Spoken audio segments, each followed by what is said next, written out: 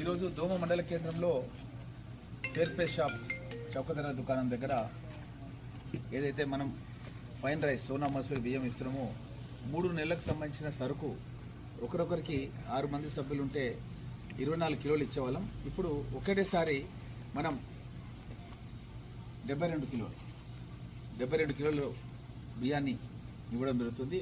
ఒక్కొక్క వ్యక్తికి 6 కిలోల చొప్పున వాళ్ళకి 3 నెలల రేషన్ ఒకేసారి ఇవ్వడం జరుగుతుంది. ఈ విధంగా ఏ మహిళలను అడిగినా సరే చాలా సంతోషంగా ఉంది. ఈ పథకం ఒకేసారి 3 నెలలు ఇస్తున్నారు. ఎందుకంటే వర్షాకాలం లోపల చాలా ఇబ్బందులు ఉంటాయని చెప్పి మహిళా సోదరి మనందరూ కూడా చెప్తున్నారు.